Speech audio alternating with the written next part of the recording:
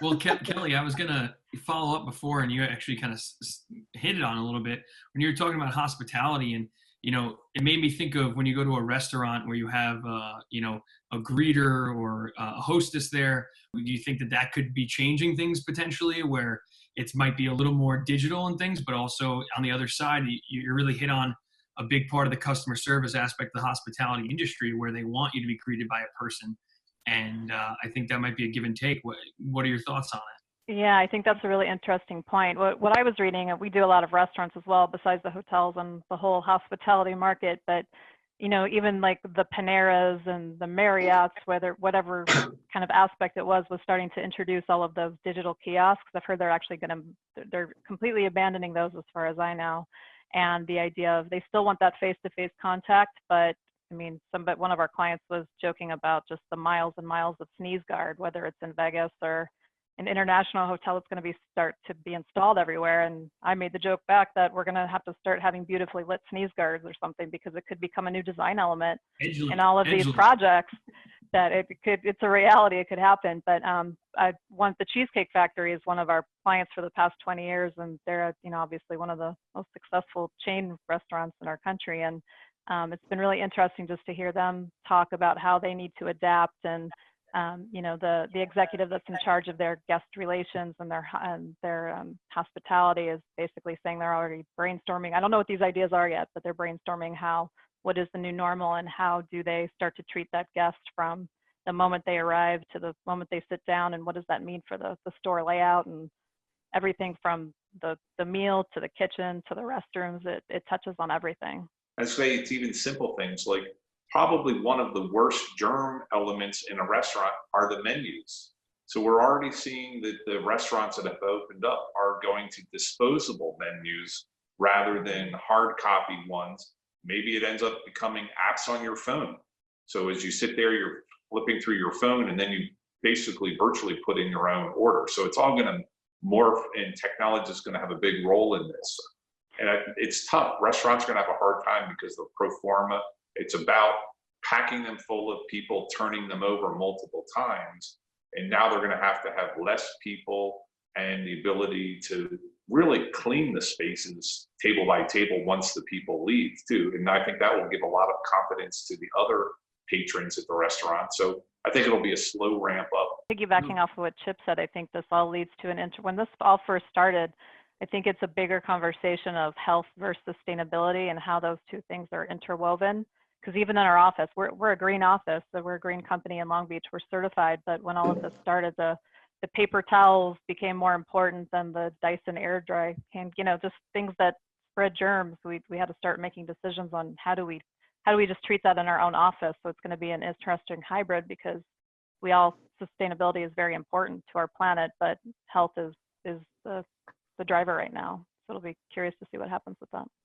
Yeah, one of the things I wanted to ask both of you is, I was reading today that they were talking about how the office life is going to change, and for your physical office, do you see anything changing, anything different, anything you might be putting into place? Because I mean, they're talking about one-way hallways and a lot of different things as far as desk space, and I know a lot of times it's all about collaboration and being in a team setting, and that's going to definitely have some limitations. What are your thoughts?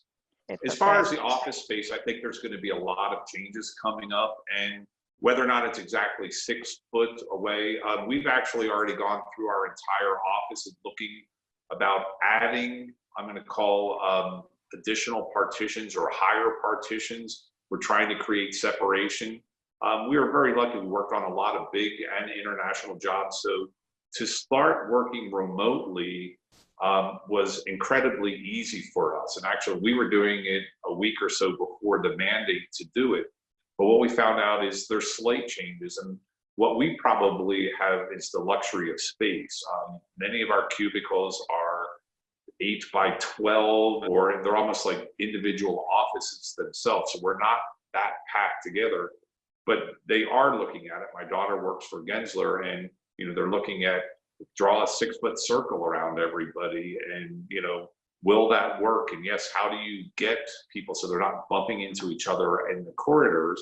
And I think what we did Originally, even weeks before going to remote, was we stepped up cleaning. So in other words, not only cleaning restrooms and kitchens, but heavily touched elements. So somebody came in pre-hours, somebody did it at noon, and maybe it's on an hourly cycle where someone goes by and wipes down the printer and wipes down, the copy machine, those elements that everybody is touching and using. And that's going to help tremendously. And what they found with this whole thing is, I think people are going to adopt better hygiene. And at the end of this may really help us through regular flu season and influenza and all of these other things, because everybody's washing their hands now. And if we do more of these elements, we're going to wipe out more and more germs. I don't think the open office is dead, but I think you're going to start to see translucent partitions between people. So you still have the connectivity to daylight, the connectivity to your peers. But once again, as Kelly called it, a sneeze shield between the people, just in case, because this disease is going to morph, and there's going to be other ones after that. I think it's going to have a big impact on things like WeWork, those types of communal working spaces. I think they're going to have the biggest impact versus individual spaces right now, because you don't know who these other people are. And when they get up from the sofa and leave, is somebody going to run right behind them with a squeegee or a squirt bottle and clean the place down? So it would be very, very interesting, but everybody's going to adapt and make it work. One thing that came to mind that when you were talking, Kelly, that a lot of projects are, I guess you're doing Zoom calls, you're doing Zoom conferences with your clients. Have any of them ever said, you know what, this Zoom thing's really working out for us. We're thinking about actually abandoning the whole office thing and just doing a work from home. Have you heard anybody go to that extreme? You know what, at the beginning of all this, I thought that was going to happen, but I think we all agree that we can still be efficient working remotely, and but everybody misses the collaboration, right? I just don't think we need to do it as much. I think it's that we joke about being on airplanes all the time, but I think efficiency is going to come into play, and just being respectful of the time and the money that it takes to fly around. A lot of times we say we could have easily just done this on a 1-hour conference call instead of 3 days in whatever country we were sitting in at the time. So I think that's going to become interesting to certain clients when they really think it's necessary. It's lighting design, of course, we have to be there in person. It's architecture, it's construction, it's landscape. We need to see it in person and see the light and really be able to execute our vision and our design. But I do think that the Zoom calls and the go-tos and all the different platforms that we're on every 30 minutes to an hour has proven that you can still get a lot done remotely. So it'll be an interesting combination or hybrid of that as well. With the project, and you said you have to see the light, obviously, and I think it's interesting. Your firm, you guys have won a lot of awards, and what do you think this is going to do for the awards for all? There's a lot of every region, all the different awards that they have every year. Is this going to be like like in the NHL or the NBA, where the season ends early? If they win, it's an asterisk. It's not a true win because maybe some projects that were supposed to finish aren't getting done. What are your thoughts on that? Well, yes, the University of Kansas should have won the national championship for basketball, so I'm still a little bitter about that. But yeah, I think that Chip, I'll let you speak to the awards a little bit more. I know we're kind of we just did the submittals early this year, but there's not a lot getting built this year. So usually we're really relying on what photographs we can even get or what's completed. But, I think a lot of our office, we've also been participating in a lot of online judging, which we were doing even before all of this. But I can let Chip speak to kind of the bigger picture on that as well. As far as the actual lighting awards go, this year has already pretty much been submitted and judged. And in fact, on a local basis for IES, we already know that I think this year won 6 awards. And in LA, they've combined it with Orange County and Los Angeles, and we have something called Lumen West.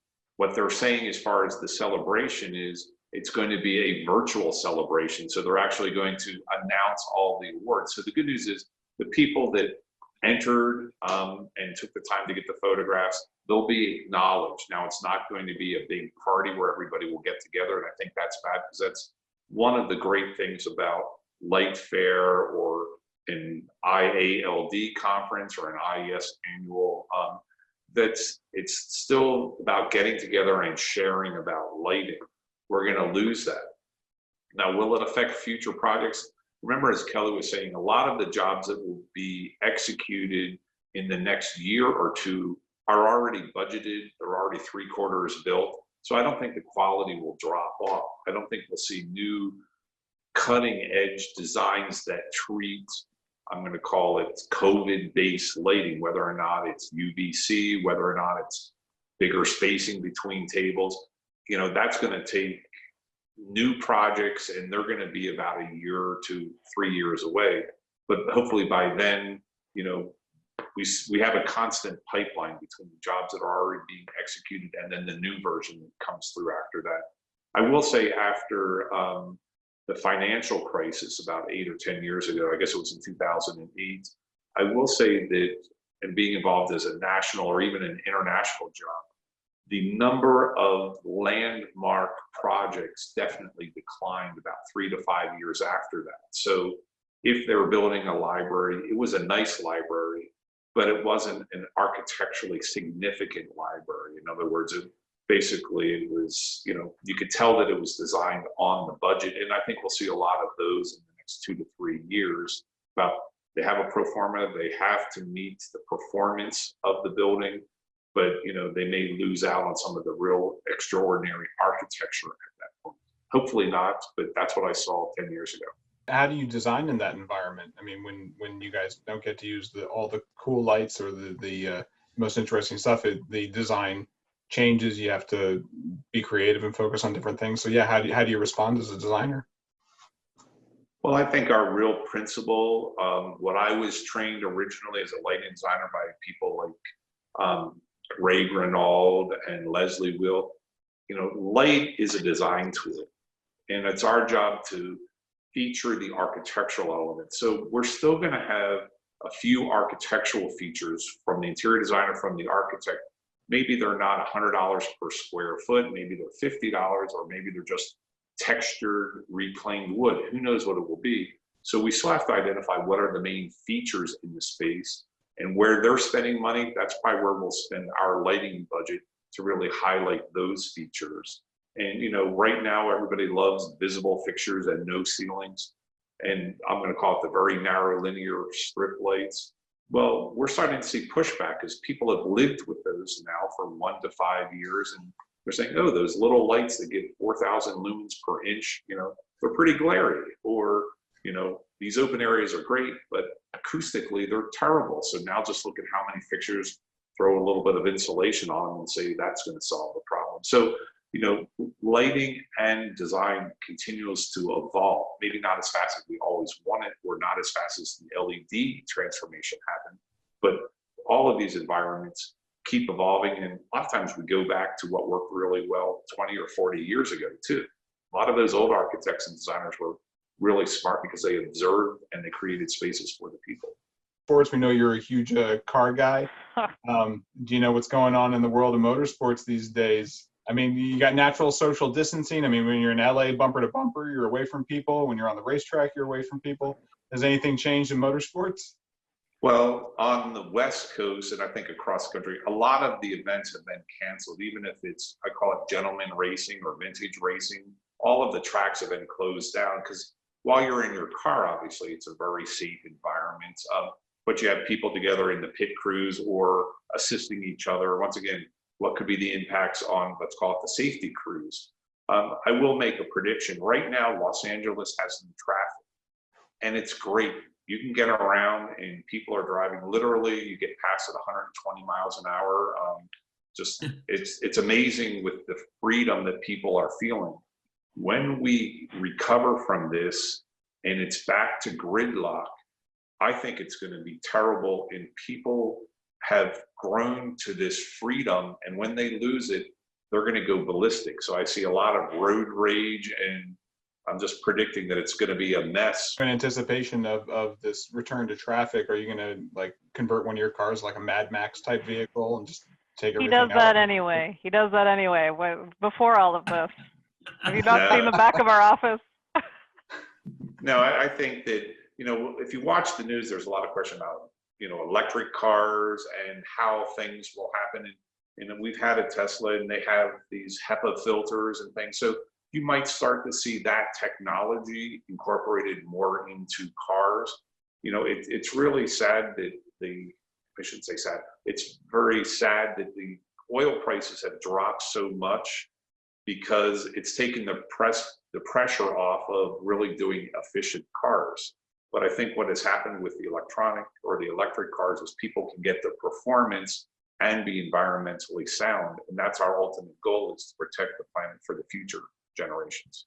It's funny, you know, me and Finn always have a kind of a little quick talk before each one of these and try and have some questions that we think will be good. And as soon as we get into something, like didn't even anticipate Chip being in Vegas and got into some amazing insight there. And it always goes in a different direction, but it always comes out way better than we plan it. And we get such great feedback from people. And most of the time it has nothing to do with what we plan for any of these calls.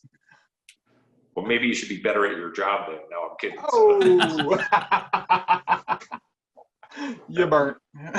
No. I think it's good, and I think that this was on. I watched Lee's talk, and it would be really fun to see some real young people's participation, because, you know, us old farts have one point of view, but, you know, I think the biggest impact in what I see, and we try to do these, you know, group calls with all of the employees, it's tough for them being, you know, locked up in their apartments, and a lot of our people don't have big balconies or they don't have yards and things like that. So, you know, I really think that is going to come back and really be the reason why they want to come back to the office and collaborate. Because I think a lot of our team were looking for, oh, this is great, it proves we can work remotely. And now after, you know, 2 months, they're starting to think maybe it's not the greatest thing. Or, you know, so I think the future will be kind of a hybrid, a little bit of that, or work in the office 3 days a week and remote too. Who knows what it will be, but there's definitely a certain amount of energy and collaboration that happens when you're in the same room and the same space. You can see their facial gestures. You can tell when a client likes an idea or doesn't like an idea, and you just don't get that through the video context, as good as it's trying to make it work. So I think the future is going to change for all of us, and it's just being adaptable so that we can take advantage of it. Yeah, well, Chip, Kelly, thank you so much for all the insights you provided here. Been a fantastic talk. We really appreciate your time. Yeah, thank you both. Thank you both for coming on, and really appreciate your time. Anytime. Thank you both. Yes, thank you both. It was fun.